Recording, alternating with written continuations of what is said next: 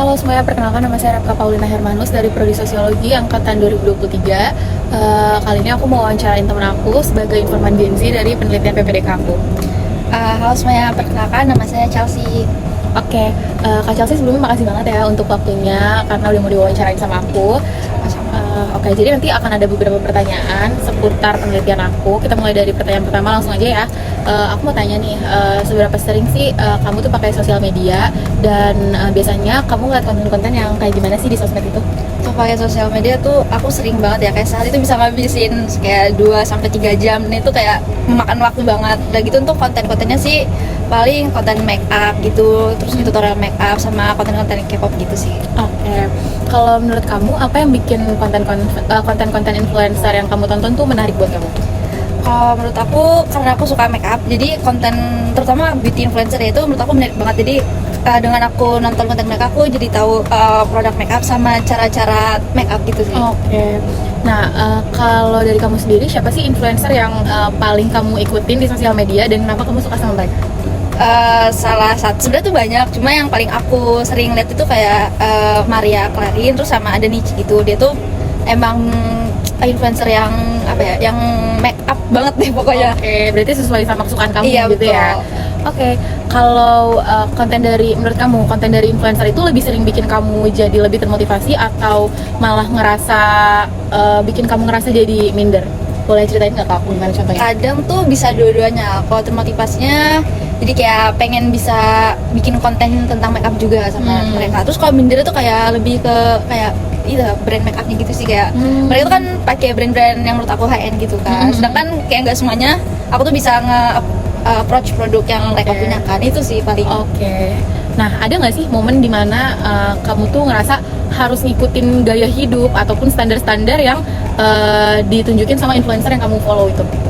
Ada banget, terutama dari pakaian gitu kan. Karena kalau beauty influencer kan kalau kita lihat di media sosial kan mereka tuh kayak cantik-cantik, pakaiannya tuh bagus. Kadang tuh aku pengen ngikutin gitu kan. Cuma aku ngerasa kayak aduh kayaknya kayak nggak terlalu bisa ngikutin. Tapi dalam itu kayak pengen banget gitu sih. Oke. Nah, kalau kita lihat ya, influencer tuh kan selalu tampil perfect di depan kamera gitu ya. Nah, dengan hal yang seperti itu bikin kamu kayak gimana? Bikin kamu lebih pede atau malah kamu bikin jadi sering insecure gitu? Kalau dari influencer yang aku ikutin sih aku belajar lebih pede aja gitu sih. Walaupun gaya hidup yang dia tampilin tuh kayak sempurna banget gitu. Ya kadang emang ada mindernya, cuma aku lebih ngambil ke pedenya aja sih. Oke. Nah, kamu pernah nggak coba ngobrol atau misalnya komen di konten-konten influencer yang kamu sukain? Kalau pernah, kayak mereka responnya gimana? Paling kalau di kayak untuk beauty influencer paling cuma kayak komen aja sih, kayak ini make upnya bagus, terus kayak spill produknya gitu. Terus tadinya juga suka bikin misalkan banyak yang request spill produk, tadi bikin sesinya sendiri gitu. Oh gitu, jadi kamu suka minta spill produk gitu ya?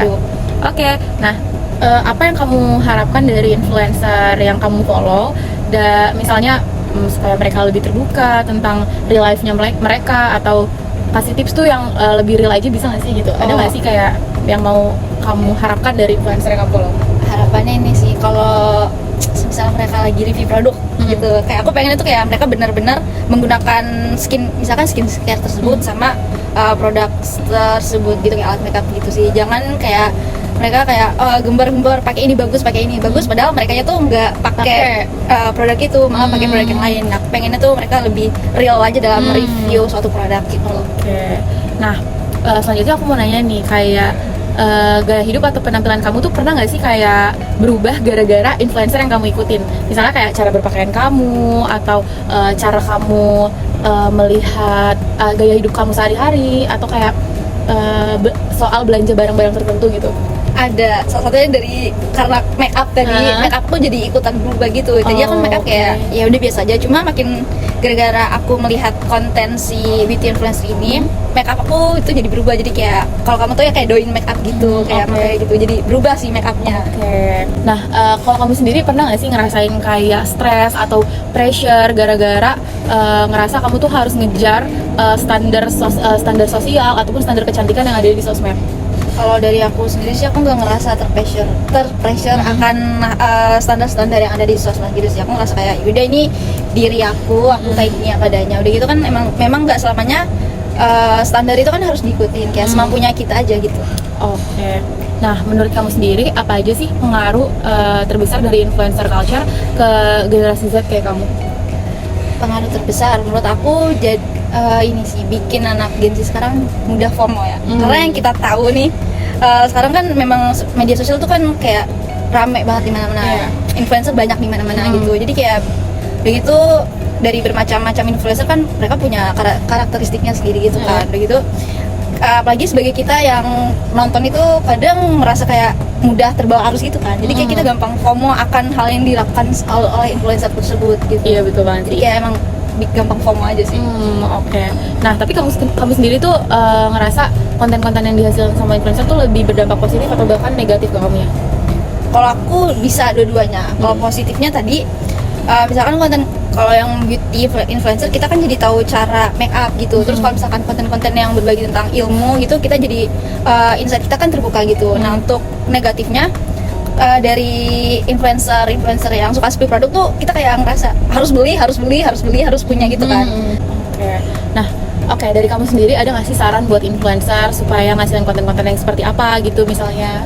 Untuk para influencer di luar sana saran konten mungkin lebih ke yang jangan terlalu toksik lah gitu ya. Mungkin toxic seperti apa tuh? Toksiknya tuh kayak ngasih spill produk yang nggak dia pakai, yang bohong-bohongan aja gitu. Udah gitu terus kayak informasi yang kadang tuh suka ada misinformasinya gitu. Itu sih.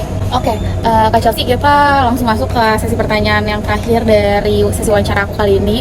Nah, aku mau kasih 2 pertanyaan. Yang pertama kayak apa yang menurut kamu bisa dilakukan supaya media sosial itu jadi lebih sehat buat anak-anak generasi muda, terutama Gen Z? Untuk media sosial mungkin kalau dari sisi influencernya itu influencer tuh juga harus hati-hati dalam memberi konten gitu kan, karena memang influencer tuh nggak bisa ngatur apa yang ditangkap penonton. Cuma kan sebagai influencer kan kita juga pasti punya rasa tanggung jawab dalam membagi konten yang dihasilkan kan. Nah, mungkin kalau untuk dari kitanya penontonnya kayak kalau bisa tuh ngambil sisi yang positifnya aja dan negatifnya tuh ya bisa dibuang gitu. Jadi ambil yang menurut kamu penting aja sih dan sesuai sama diri kamu aja gitu. Oke. Itu sebenarnya udah termasuk harapan buat Gen Z-nya, tapi aku mau harapan yang lebih spesifik lagi, mungkin bisa kamu sampaikan harapan buat Gen Z biar mereka tuh kayak nggak terlalu terbawa arus ataupun FOMO sama tekanan dari influencer culture ini. Untuk Gen Z di luar sana Kita juga Gen Z. Iya, kita juga Gen Z. Untuk Gen Z lainnya kurang-kurangin FOMO-nya, kurang-kurangin ikut standar sosmednya, karena nggak melulu hidup kalian tuh harus terpatok sama standar. Begitu kalian tuh punya bisa punya value lebih dari diri kalian yang dimana itu kan nggak selamanya sesuai standar gitu. Jadi kalian harus percaya diri aja. Oke, nice banget. Thank you Kak Chelsea udah mau diwawancarain sama aku. Oke, bye-bye.